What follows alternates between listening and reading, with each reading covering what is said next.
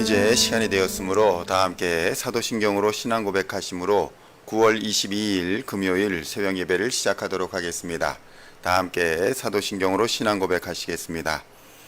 전능하사 천지를 만드신 하나님 아버지를 내가 믿사오며 그 외아들 우리 주 예수 그리스도를 믿사오니 이는 성령으로 잉태하사 동정녀 마리아에게 나시고 본디오 빌라도에게 고난을 받으사 십자가에 못 박혀 죽으시고 장사한 지 사흘 만에 죽은 자 가운데서 다시 살아나시며 하늘에 오르사 전능하신 하나님 우편에 앉아 계시다가 저리로서 산 자와 죽은 자를 심판하러 오시리라.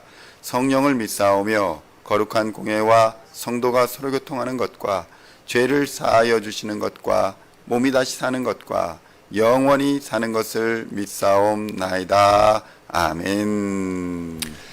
오늘 우리에게 주시는 하나님의 말씀은 사도행전 20장 36절로 21장 6절까지의 말씀입니다. 사도행전 20장 36절로 21장 6절까지의 말씀 찾으셨으면 함께 한 목소리로 봉독하도록 하겠습니다.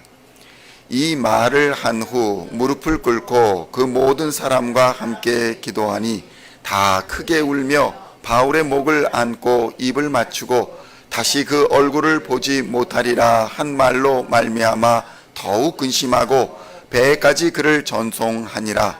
우리가 그들을 작별하고 배를 타고 고스로 가서 이튿날 로도에 이르러 거기서부터 바다라로 가서 베니게로 건너가는 배를 만나서 타고 가다가 구브로를 바라보고 이를 왼편에 두고 수리아로 향해하여 두로에서 상륙하니 거기서 배의 짐을 풀려 함이러라.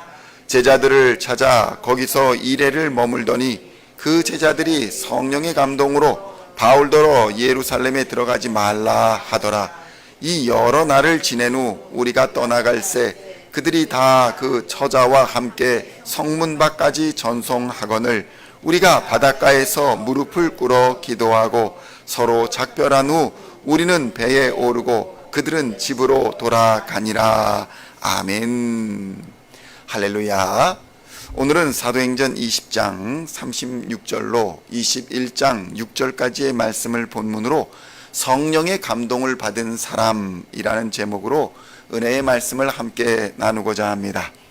성도 여러분, 오늘은 매우 중요한 성령의 역사와 성령의 감동이라는 부분을 다루려고 합니다.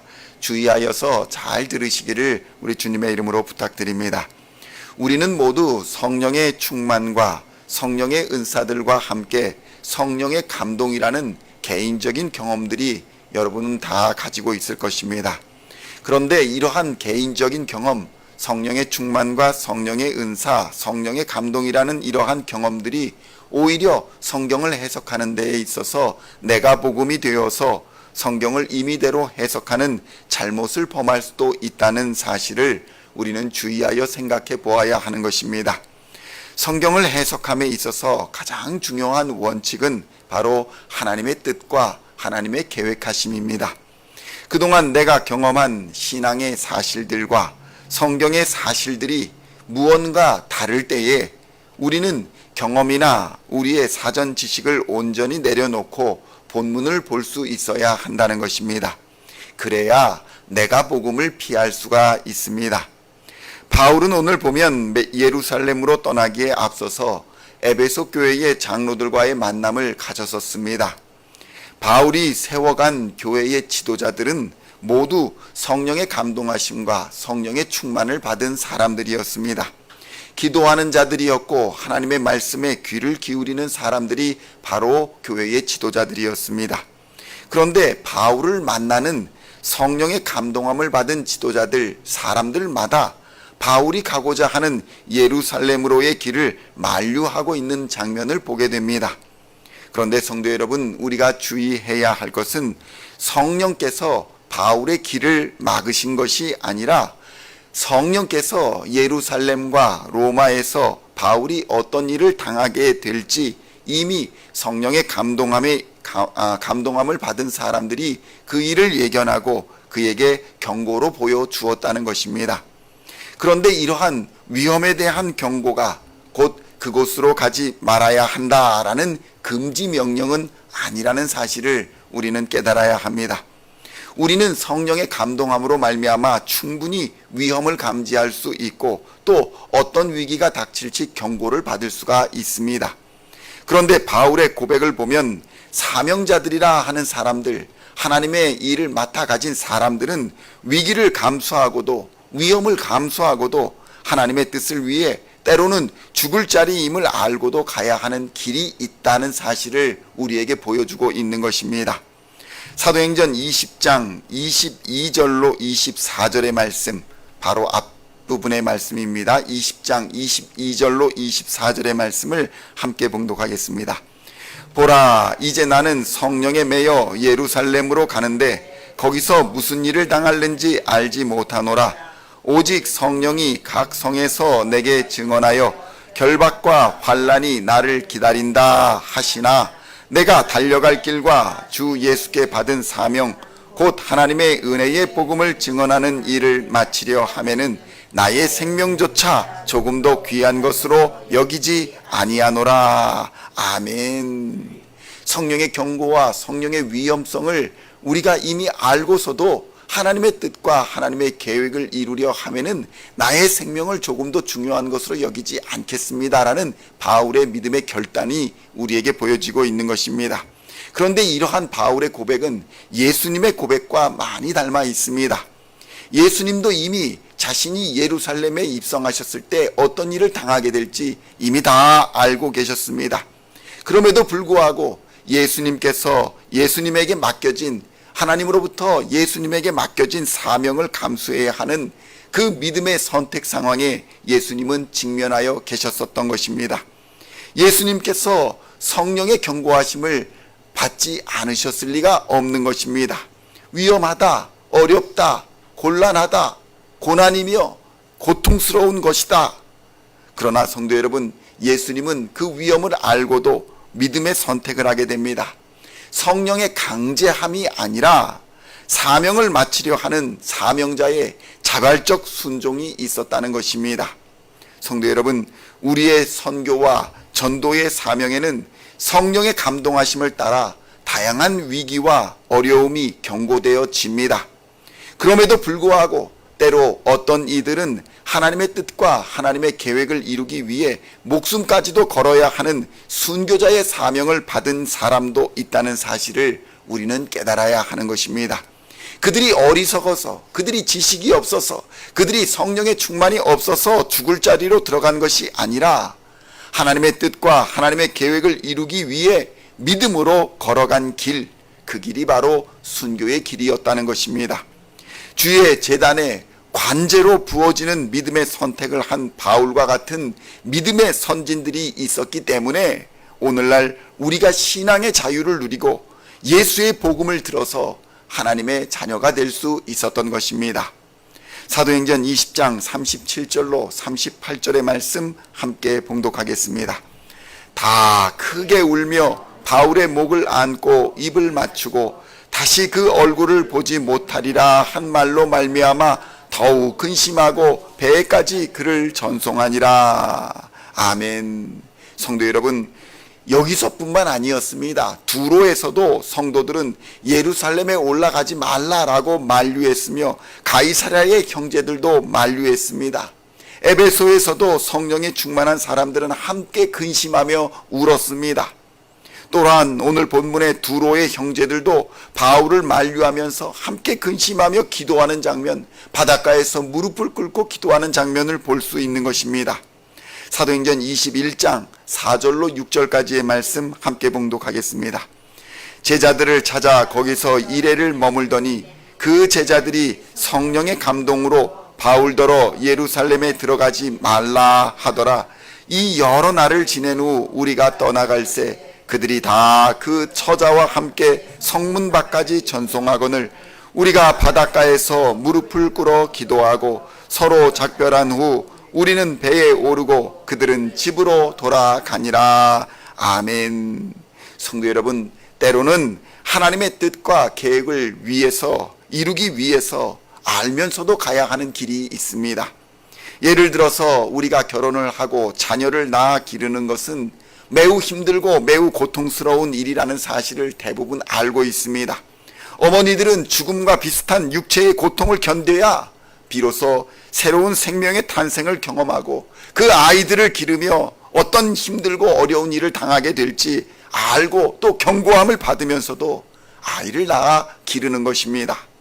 어렵다고 해서, 힘들다고 해서, 위험하다고 해서 자신이 그 아이를 낳는 일을 피한다면 생명의 탄생은 기대할 수가 없는 것입니다. 성도 여러분, 이와 비슷한 것이 바로 하나님께서 우리에게 맡기신 복음 전파의 사명, 또 주의 몸된 교회 공동체를 이루어가는 사명입니다. 누군가의 희생과 누군가의 피와 누군가의 땀과 눈물이 뿌려지지 않으면 교회는 설 수가 없는 것입니다. 이렇게 새벽에 나와 또 각자의 처소에서 기도하는 사람이 없이는 교회가 공동체가 설 수 없다는 것입니다. 이 어려움과 고통을 성령의 감동함을 받은 사람들은 알고도 헌신했던 것입니다. 심지어는 순교까지도 감수했습니다. 주님 안에서 만난 형제들은 다 성령의 감동하심을 받은 사람들이었기 때문에 어떠한 고난이 있을 것인가를 미리 알고 있었으며 그들은 바울을 생각한 인간적인 애정과 사랑의 마음으로 바울을 간곡하게 만류했던 것입니다. 그러나 바울은 이렇게 고백합니다. 너희가 성령의 계시를 받아서 나의 안위를 염려해서 만류하는 점을 너무 잘 알고 너무 감사하지만 나는 결박당하는 것은 물론 하나님을 위한 순교, 예수 그리스도를 위한 순교도 하나님의 뜻을 이루는 것이라면 감수하겠다. 이렇게 선언하고 있는 것입니다. 성도 여러분, 주의하여 들으시기를 바랍니다. 성령 하나님은 예수님을 구세주로 영접한 신자들에게 내주하시는 인격적이신 분이십니다. 성령 하나님은 인격적인 하나님이십니다.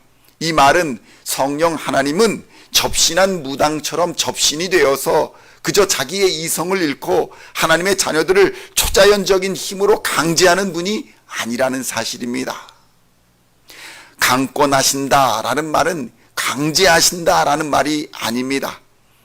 이를 성도들은 잘 분별하고 판단하여서 하나님의 뜻과 계획에 순종해야 하는 것입니다. 접신하는 자들은 자신을 통제하지 못하는 모습을 보여줍니다. 그러나 성령에 충만한 자들은 그러한 접신과는 완전히 다른 것을 우리는 깨달아야 합니다. 우리는 어떤 성령의 경고와 어떤 감동하심을 받고 있습니까?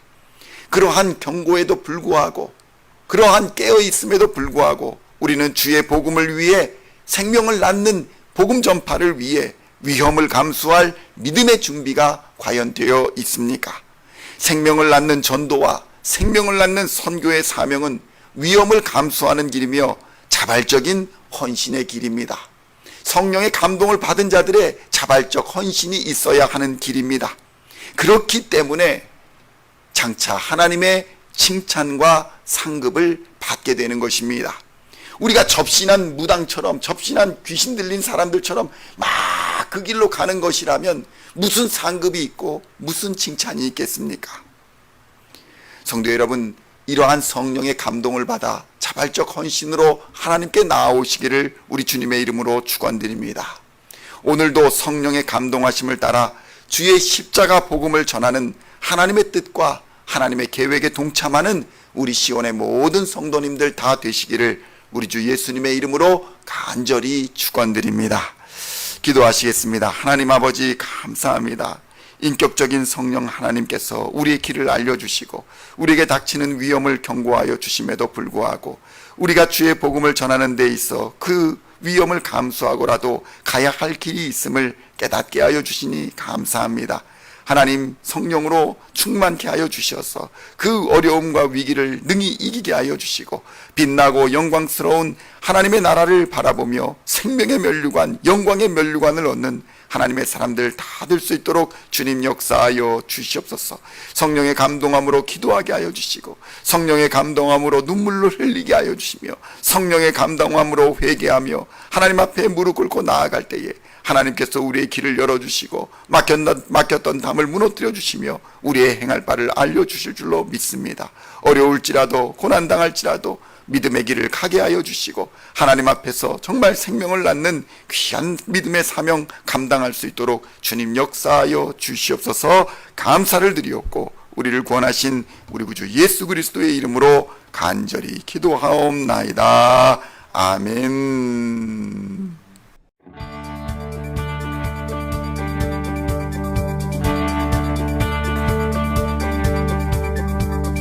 Singing songs of Thy praise, we are coming to You, dancing before Your throne.